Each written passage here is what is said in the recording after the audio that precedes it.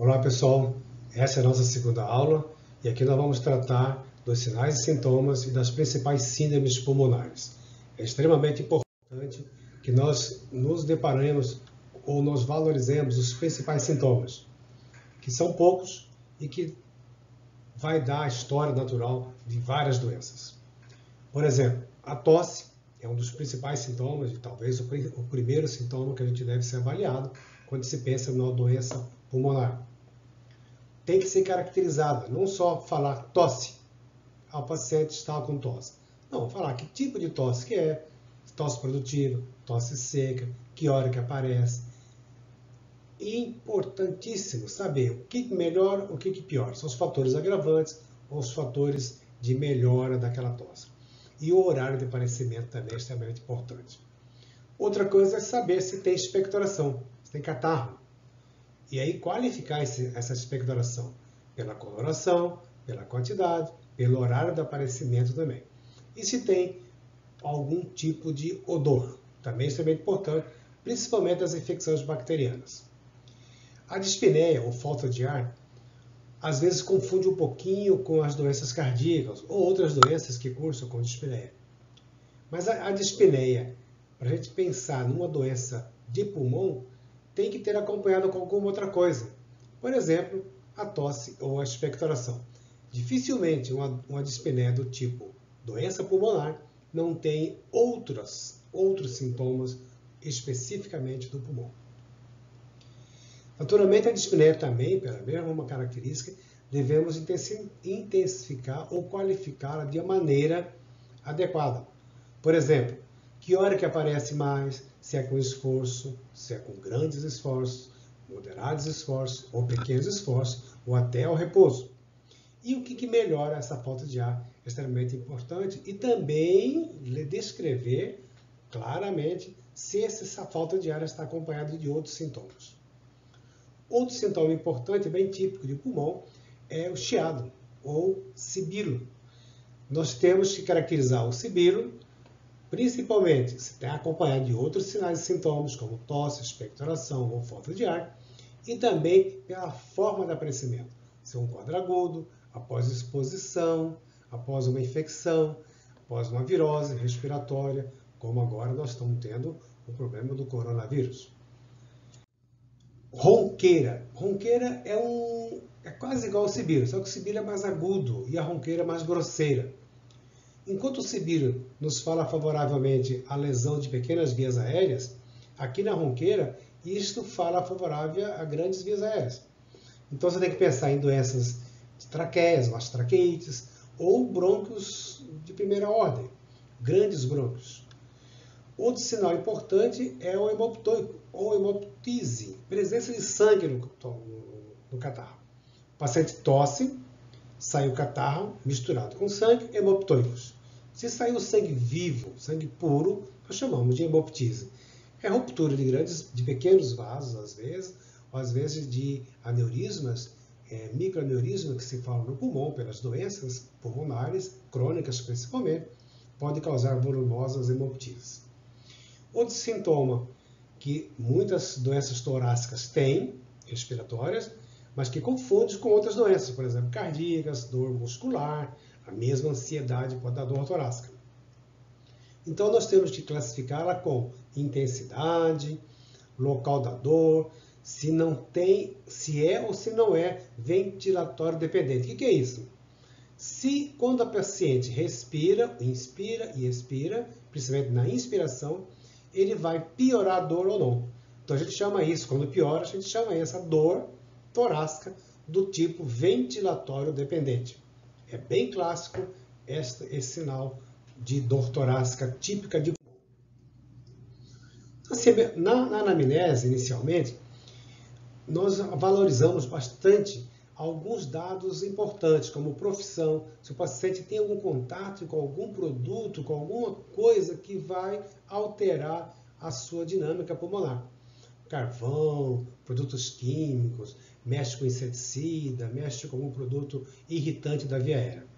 Uma história familiar também é extremamente importante, principalmente doenças alérgicas, colagenoses, doenças de neoplasia, cânceres, de uma maneira geral, antecedentes do próprio paciente, se já teve pneumonia, se já teve tuberculose, se teve asma na infância, alguma coisa concomitante. Por exemplo, o diabetes favorece a infecção. E uma das causas mais frequentes de infecção no diabético são as infecções respiratórias, principalmente as pneumonias. E o importante também que deve ser destacado é o tabagismo. O cigarro ou qualquer forma de inalar o tabaco é extremamente prejudicial ao aparelho respiratório. Vamos então agrupar, né, todas as doenças nossas em grandes grupos. As doenças brônquicas nós chamamos de síndromes brônquicas, as síndromes de condensação e as síndromes pleurais e as vasculares. As mais comuns são essas três primeiras. As doenças vasculares são menos frequentes. Então nós vamos detalhar mais as três síndromes iniciais. As síndromes brônquicas, nós vamos ver que são doenças mais do tipo obstrutivas. Tanto por edema, por hipersecreção, ou por espasmo no caso da asma, ou por diminuição da retração elástica no caso do enfisema pulmonar, ou por destruição do parênquima pulmonar, como é o caso das bronquiectasias. Qualquer uma das formas de alteração dessa dinâmica brônquica vai produzir uma síndrome brônquica. Aí o nome das doenças serão inúmeras. Pode ser asma, pode ser DPOC, pode ser bronquiectasias, pode ser uma bronquite catarral própria também das viroses dessa época do ano. Só para exemplificar, nós estamos mostrando aqui um slide em que tem um brônquio normal, né, com a musculatura, a mucosa e o pertuito, quer dizer que dentro do brônquio a perfusão aérea se faz adequadamente. Quando eu tenho inflamação ou processo inflamatório aqui dentro desta via aérea, é de tamanha forma que dificulta a passagem do ar. Aí pode ter roncos, pode ter sibiras, e a pessoa vai ter o quê? Chiado, ronqueiras ou falta de ar, dependendo do local onde está ocorrendo essa alteração inflamatória. Esse é um exemplo clássico da bronquite crônica que acontece no DPOC. Então vamos resumir aqui o que nós vamos encontrar num paciente com uma síndrome brônquica. O tradicional, o regular e o mais comum.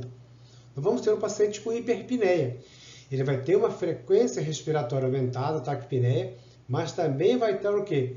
Aumentando a amplitude respiratória. Então, geralmente tem hiperpneia e taquipneia.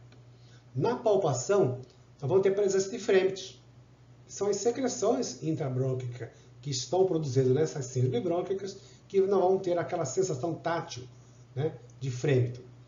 Na percussão, como está com o processo brônquico, geralmente tem um represamento ou aumento do volume residual, quer dizer, que o pulmão fica mais insuflado, nós podemos encontrar o timpanismo. Um exemplo clássico é o enfisema pulmonar. E na ausculta, o padrão clássico das síndromes brônquicas é a presença de roncos e sibilos, que são ruídos adventícios do tipo contínuos, roncos de grandes vias aéreas, sibilos, pequenas vias aéreas. Continuando, nós vamos falar da condensação pulmonar. Quer dizer que nós temos as síndromes brônquicas e agora vamos falar das síndromes de condensação pulmonar. Um exemplo clássico que serve para ilustrar facilmente é uma pneumonia, como esta aqui. O paciente tem uma condensação no lobo superior direito e presença de aerobricograma. O que significa isso? Tem ar dentro do parênquima pulmonar e ele está condensado. Isso significa que eu vou ter um preenchimento alveolar que vai dar alguma alteração no exame físico. Mas já podemos imaginar o que podemos encontrar. Na inspecção, hiperpneia, com ou sem taquipneia. Se tiver alguma obstrução do brônquio, nós vamos ter atelectasia. Não é tão comum, mas pode aparecer. Na palpação, nós vamos ter o frêmito tóraco-vocal aumentado. Porque naquela região de condensação, nós sabemos que o som transmite-se melhor e meio sólido que no meio aéreo. Então, se você comparar este lado afetado com o outro lado, um lado vai ter a sensação tátil elevada. Quer dizer que o frêmito tóraco-vocal, naquela região, naquele local da condensação, vai estar aumentado comparando com o outro lado. E a percussão? A percussão vai estar maciço. Uma coisa é você percutir em cima de um pulmão aerado, normalmente. Outra coisa é você percutir onde tem líquido inflamatório, onde tem preenchimento alveolar por secreções inflamatórias. Então, naquele lugar vai estar condensado. Ou, às vezes, quando a lesão é pequena, nós vamos ter submaciçez, que nesse local está misturado líquidos inflamatórios com ar do pulmão sadio ainda. Então, pode ter submaciçez também. E na ausculta, estertores do tipo crepitante. Lembrar que crepitante é do tipo inspiratório, somente inspiratório. E você vai ter algumas situações que também podem acontecer os estertores bolhosos. Quando a doença já está saindo dos alvéolos, já está entrando na via aérea terminal, entrando em bronquíolos respiratórios e assim sucessivamente. Então, está havendo ainda um avanço, está havendo um avanço daquela condensação, que passou de ser somente alveolar para brônquica também. Essa é a evolução natural da pneumonia. A síndrome pleural nós conhecemos de dois tipos. O que é líquido, nós chamamos de derrame pleural. O que é gasoso, nós chamamos de pneumotórax. Então vamos falar do derrame pleural inicialmente, que é o aumento do líquido no espaço pleural. E são por diversas causas. A principal, e uma das mais frequentes que vocês vão encontrar, é o caso da insuficiência cardíaca congestiva, que é por falência do sistema cardiovascular. Naturalmente, isso aqui, a principal causa é o aumento da pressão hidrostática. Também encontrado na síndrome nefrótica e na cirrose, que são por diminuição da pressão oncótica. Outros tipos de derrames pleural, por exemplo, o citrino, que a coloração é clarinha, é cor de palha, âmbar, palha, e acontece na tuberculose pleural. O purulento, geralmente acontece nas pneumonias. O hemorrágico, a gente pensa em embolia pulmonar, pensa em tumores. E a clínica clássica do derrame pleural é a dor torácica tipo aguda, a tosse seca geralmente, porque não tem expectoração, não tem nada, e a dispneia ou falta de ar. Continuando, só para ilustrar para vocês, aqui tem uma radiografia com a famosa parábola de Damoiseau, que é uma condensação em todo o pulmão esquerdo. E vocês percebem que perde a nitidez da cúpula frênica, como aqui na direita, à esquerda você desaparece. Esse é um sinal importante de derrame pleural. Mesma coisa aqui, só que esse derrame pleural é em menor volume. E, por outro lado, como nós falamos, o pneumotórax, que é a presença de ar dentro do espaço pleural. Quer dizer que você tem um pulmão no espaço pleural cheio de ar. Ou por ruptura de Bleves, pequenas vesículas bolhosas que a pessoa tem e se rompe para o espaço pleural. Ou por traumatismo. Geralmente, o traumático é acidente de automobilístico, acidente de trabalho ou mesmo acidente doméstico. E a clínica clássica é dor torácica súbita, a pessoa lembra no exato momento daquela dor, do início da dor, tosse seca e irritativa e também falta de ar, a depender do tamanho do pneumotórax. Só para ilustrar, eu mostro para vocês aqui um pneumotórax no lobo superior esquerdo. Esse aqui é um close mais próximo, mostrando inclusive a reflexão da pleura visceral. Isto aqui é o pulmão rechaçado. Isto aqui é ar dentro do espaço pleural. Pneumotórax é o diagnóstico radiológico. E qual seria o exame físico encontrado no pneumotórax? Na inspeção, nós vamos observar que aquele pulmão do lado lesado está maior do que o do lado contrário. Nós falamos de abaulamento do hemitórax, no caso aqui seria o hemitórax direito. E percebemos também que no padrão respiratório do paciente, esse pulmão parece que está mobilizando menos. Na palpação, nós vamos comprovar isso. A expansibilidade está diminuída. Naturalmente, o frame tórico vocal naquele local do pneumotórax vai estar abolido ou bastante diminuído. Na percussão comear, vai estar timpânico, claro. Né? E na ausculta, vocês vão colocar o estetoscópio ali em cima, não vai ter murmúrio vesicular, porque tem uma barreira mecânica, presença de ar naquele local fora do pulmão, no espaço pleural. Ao contrário, se nós fizermos uma analogia, entre líquido e ar, vocês vão matar a charada, que o principal dado importante de diferenciação entre um e outro é a percussão. Todos os outros dados de inspeção, de palpação e de ausculta são semelhantes ao pneumotórax. Acontece que na percussão vai dar diferença. Um é líquido massa 6, outro é ar timpânico. Então, o único dado semiótico diferente do pneumotórax e do derrame pleural é na percussão. Não se esqueçam disso. Continuando e terminando essas grandes síndromes, nós vamos falar da síndrome vascular. E a síndrome vascular mais importante que serve de exemplo é a embolia pulmonar.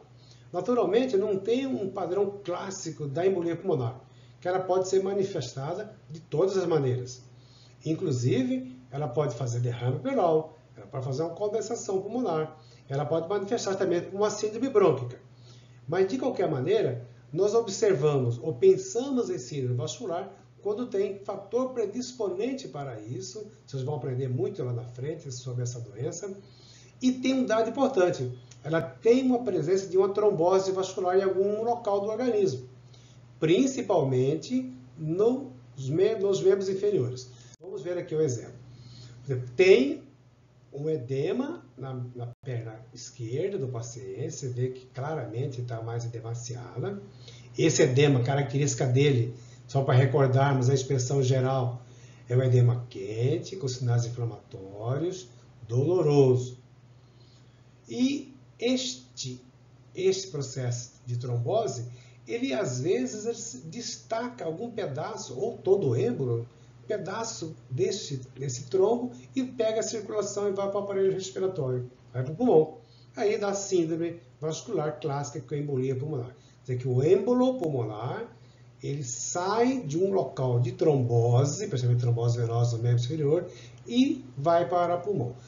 Os sinais e sintomas, naturalmente, vai depender do estado do pulmão do paciente antes daquele evento e do tamanho desse êmbolo. Se pegou uma grande artéria ou se pegou uma artéria subsegmentar ou às vezes mais periférica. Então ele vai ter a depender do tamanho do êmbolo ou do status quo do pulmão ou do coração do paciente que estava antes daquele evento tromboembólico.